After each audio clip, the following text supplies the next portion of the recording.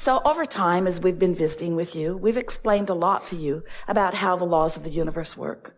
We've acquainted you with the law of attraction, even wrote a book or two or three or four about it.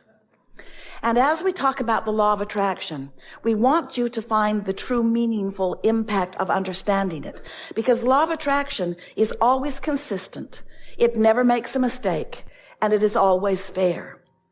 In other words, you always bring back to you exactly what you are projecting.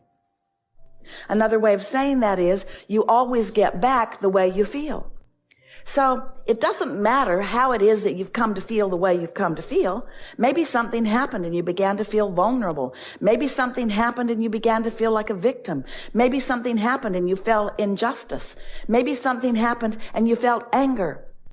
And we are not for a moment suggesting that you are not perfectly right to feel any of those things about things that are not going the way you want them to go or about the way you think they should go.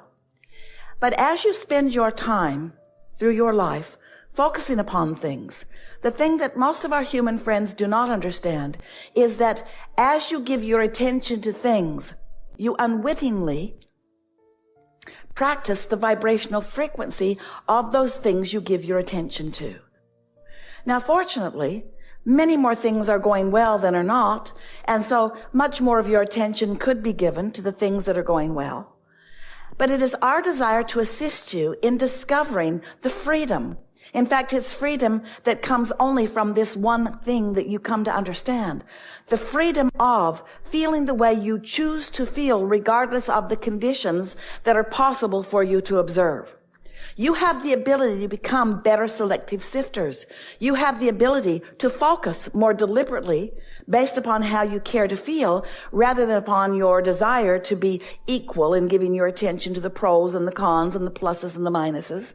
In other words, as you are willing to let go just a little bit at this stage of your magnificent development of objectivity, and instead you trust that your objectivity has really served its purpose, and that through that sifting and sorting, you have created a magnificent vibrational reality that stands ready and ripe for you to pluck it from the tree. It is ready for you to allow it to become things and relationships and financial remuneration. Your vortex is ready for you to be ready for it. The question that this seminar wants to ask of you, the question that this seminar and those like us who come to greet you here want you to be aware of at all times is, are you ready for what you have already created? Because it is magnificent what you've created, and it's time for you to let it manifest into full fruition. And if it's slow to do that, it only means that you're focused more upon, that you are more aware of the absence of this thing that you want than you are of the presence of this thing you want. And that's easy to understand because you've been using your physical senses to determine whether it's absent or present. So then along we come telling you that there's a presence of something that you can't see. And you think, yep, that's a pretty crazy thing for someone to be saying. I can't see it, so how can I trust it? How do I know that it is there? And we say, you must develop your sense or your awareness through your emotional guidance system. It's what faith is. It's belief in something before it is manifest. And unless you have found a way to believe in something before it's manifested, it cannot be manifested because your doubt about it will not let you be the receiver of it. It is just that simple. So some of you say, well, no problem. I'll just watch and see what others have received. And if I see them receive it, then maybe I will believe that I can too. And that works to a certain extent because the more of you who allow yourself to live the way you want to live, the more it makes it easier for others to trust that it could happen to them too. But you're pretty sneaky about that because you almost always can find a way to argue for your own personal limitations. And as you do argue for your own limitations, well, that happened to them because, and it didn't happen to me because, you continue to foster a vibration that will not allow you to be the translator or the receiver of this vibration into its physical equivalency. We want to say to you that it's time for you to allow what you have put into your vortex, and it is a wonderful sight to behold, into your physical reality.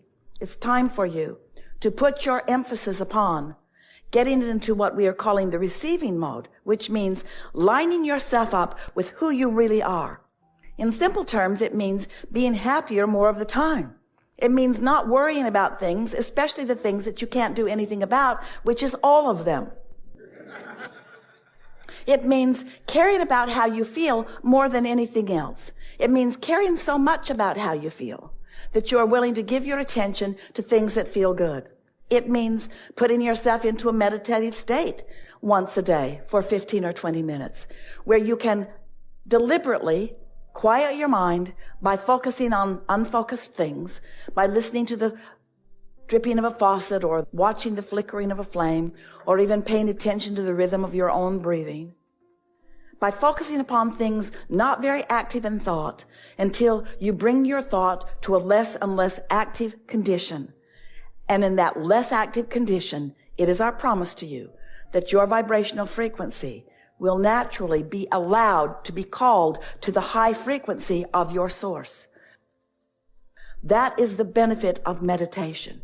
You allow yourself to sync up with who you really are. It allows you to sync up with who you really are, and it also makes you extra sensitive to those moments in time when you're not syncing up. In other words, you spend a little bit of time, maybe 30 days, meditating every day for 15 or 20 minutes. And you will be a more sensitive being, which means you will be more aware when you, because only you can do it, are introducing more resistance into your physical embodiment. You'll be more sensitive to what you are doing with your thoughts in relationship to the thoughts of your inner being. And as you care about that, not only, but mostly, as you care about your alignment with who you really are, then what begins to happen is the things that you've been asking for as you've been sifting through life and putting them into this vibrational reality. It's such a reality that we've named it the Vortex. Wrote a whole book about that too, wanting you to understand that you are creating things and experiences that you aren't even aware that you've created, because sometimes you've created them, but you block your receipt of them by your attention to the fact that they have not yet come about.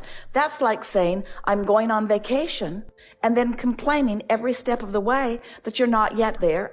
I'm not there. I'm not there. And yet with something like that, you are wise enough to know that there will be some journey on your way to your journey, on your way to your journey, on your way to your journey. And it's always this way. You're always on a journey, on your way to a journey, on your way to a journey, on your way to a journey. But in every part of your on your wayness to wherever it is you are going, you have the ability for thoughts to be turning to things. And that's what we wish for you. It is our desire that you become more consciously aware every step of your journey of the perfection of who you are and where you are. It is our desire that you will be more sensitive to your own guidance system and more decided to be aware of your guidance system and more thrilled when you are aware of your guidance system, so that you are utilizing it in the way you intended when you decided to come here to begin with. A lot of what we are wanting to help you remember is that you are an extension of the source energy, and that while you've been living here in this physical body, that you've been doing exactly as you intended. You've been sifting through the contrast of this magnificent balance, time and place. And through that sifting, you have identified all along the way many things that you prefer and many things that you do not prefer. You've been identifying even more fully who you as a creative consciousness is. And with each of those very personal life experiences that you've been living, you have carved out a vibrational reality that most humans are not even aware of, because it's not something that you can see or hear or smell or taste or touch. It isn't something that you can translate through your physical senses, while many things are. This is a vibrational reality that has not yet come into the full fruition or manifestation that can be understood through your physical senses. And this vibrational reality is the precursor to all things that come later. In other words, this is the story of how thoughts turn to things. And while many of you understand that there must be such a story, most people do not understand how in control of the story that they are living, that they are in control of. You get to control how your thoughts turn to your things. You get to control how your thoughts turn to the absence of your things. You get to control all of it, but you've got to understand vibration. And you must understand the relationship between that broader, non-physical part of you and you. So in any moment, you could be in complete alignment with who you really are, or in complete misalignment with who you are, or somewhere in between. And your emotions let you know exactly where you stand in that relationship. We are eager to get right to what you are about. We can feel that you have a clear basis of understanding about how this all fits together to some extent. Do you know that you are the creator of your own reality? You are understanding that you are offering a vibration which is your point of attraction, and that point of attraction is being answered continuously by vibration and therefore responses to vibration? Are you understanding that you get what you think about, whether what you are thinking about is something that you want or something that you don't want? That there's a constant balance between you and you? Do you understand what we are talking about when we are talking about the you and the you? That's the most important part, because that understanding is central to everything that comes after that. When you get it, that you were source energy before you came into this physical body, and anything other than that is illogical, isn't it?